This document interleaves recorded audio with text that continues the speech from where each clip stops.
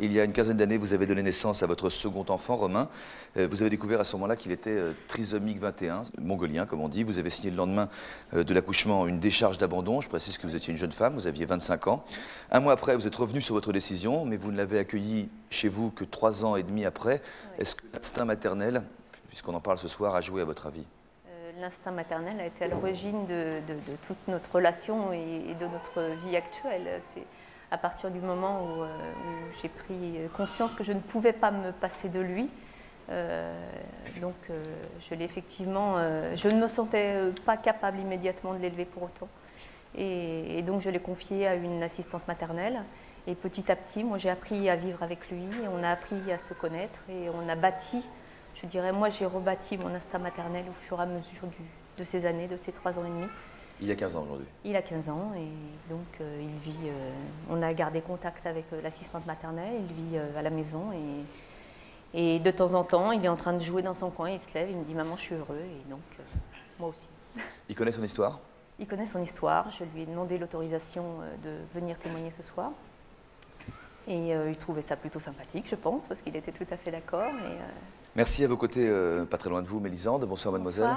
Bonsoir. Vous ne croyez pas à l'instinct maternel. Non. Vous avez 20 ans, vous êtes une de nos rares invitées ce soir à ne pas être maman. Vous avez souffert d'un manque d'amour maternel. Oui. Vous ne souhaitez pas avoir d'enfant pour l'instant, enfin vous êtes encore jeune, ça peut changer. Oui, mais pas pour l'instant, vraiment pas. Pour quelle raison?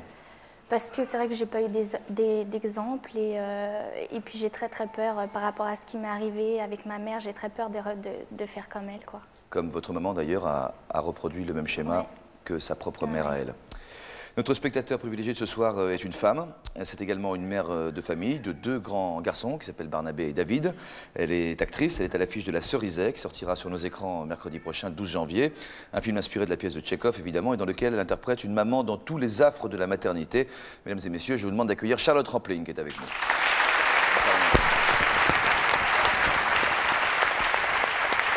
Bonsoir Madame Rampling.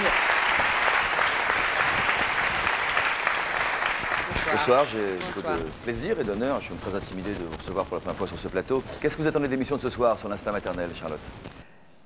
Pour moi, l'instinct maternel représente la vie, la survie de la vie. Parce que si, en effet, une mère n'a pas cet instinct qui fait qu'elle peut et veut garder son enfant, l'enfant va périr. On a vu différents exemples à travers le monde de ça. Et donc, c'est une... Moi, comme vous avez dit, j'ai élevé 2 garçons et je trouve que la petite enfance, c'est le moment le plus extraordinaire de notre existence. Et si on peut bien le vivre avec une mère et un père, mais surtout on parle des mères là, qui vous laisse vous épanouir comme vous pouvez, tout en liberté de votre véritable enfance, c'est absolument extraordinaire. D'accord. Ouais. Entendu. Je vais vous présenter maintenant nos invités dont l'histoire s'accompagne d'un reportage, en commençant par Sophie Boisselier. Bonsoir Sophie. Bonsoir. Vous êtes la maman de 2 petits garçons qui s'appellent Axel et Lénie, 2 enfants que vous aimez certainement, même si vous ne les aimez pas de la même façon. Vous êtes plus sévère avec l'aîné, Axel, qui a 3 ans et demi, qui est un petit garçon qui a la pêche, très vivace, et plus câline avec le second, Lénie, qui a 19 mois, qui n'a pas l'air beaucoup plus calme pour autant, en tout cas dans les images que nous avons tournées. 2 enfants pour 2 relations mère-enfant que vous expliquez très bien dans ce reportage et que vous combattez d'une certaine manière en luttant contre vos impulsions et en faisant une sorte d'auto-analyse. Extrait du reportage. Tu veux bien attendre 2 secondes, Axel, qu'on se pose avant de jouer aux cartes, s'il te plaît? Tu mets tes chaussons, Axel. J'aime pas quand tu restes pieds nus, tu glisses après.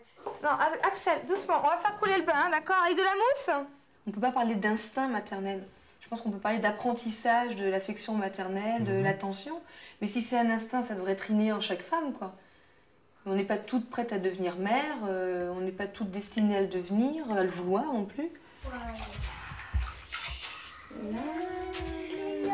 Oui, alors, on mouille pas maman.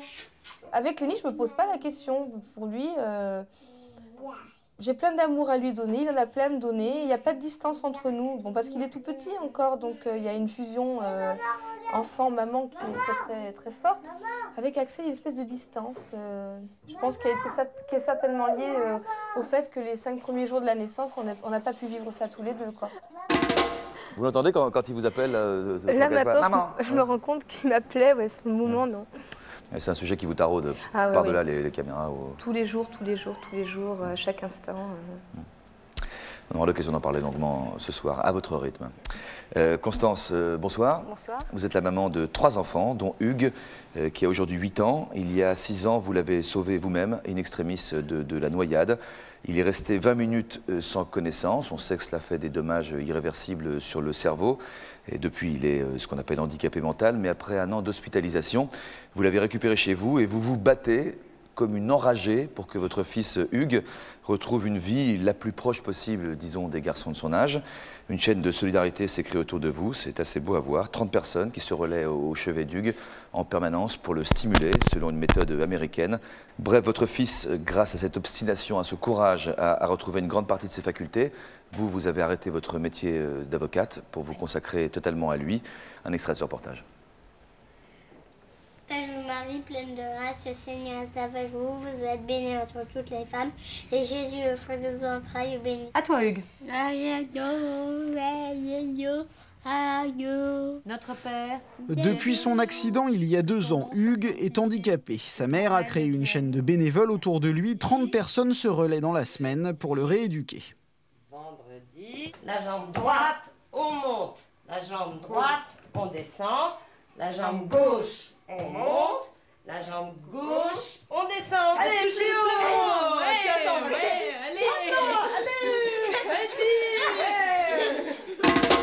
C'est un petit garçon qui a une bonne forme physique. Hein.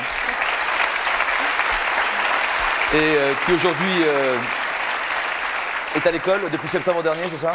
Il est dans un EMP.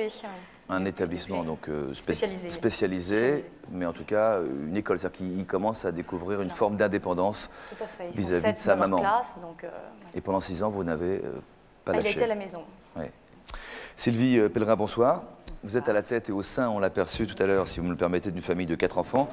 Chez vous, l'allaitement est une priorité. Votre vie s'organise autour de cet été. Je pense que nous sommes en plein centre du débat pour évoquer avec vous l'instinct maternel. Votre petite dernière s'appelle Madeleine. Bonjour Madeleine. Bonjour Madeleine. Bonjour. Bonjour Madeleine. Bonjour. Madeleine qui a 16 mois, qui tète encore le sein de sa maman. Oui. Jusqu'à quel âge vous avez allaité vos autres enfants? Alors, je ne les ai pas tous allaités. L'aîné n'a pas été allaité. J'ai donc été malade, donc je n'ai pas pu l'allaiter malgré un désir très fort de ma part. Et François a été allaité jusqu'à vers 3 ans. Benoît jusqu'à 4 ans et demi. 4 ans et demi? Oui. C'est un enfant qui arrive en courant du football, qui soulève le pull, ouvre le soutien-gorge, tête debout et repart finir sa partie. En quelque sorte, ça peut être comme ça, mais ça peut être aussi un moment de fatigue où moi je peux lui proposer, ou lui un moment aussi pour se rassembler le soir. Et puis. Jusqu'à quel âge vous pensez que vous allaiterez cette petite Madeleine? Eh bien, c'est elle qui le décidera avec moi, puisque je pense qu'une relation d'allaitement ne peut être forcément qu'une relation qui se vit bien à 2. Et lorsque Madeleine montrera moins d'intérêt pour l'allaitement, ça s'effilochera tranquillement. Et ça peut durer jusqu'à 14-15 ans ou... Alors, en général, ça s'arrête avant. On sait que de par le monde, comment les enfants se sèvrent naturellement bien avant. Ah, oui. Ouais, hop là, allez bébé, l'attaque. Cacher ce sein que je... Bon, bref.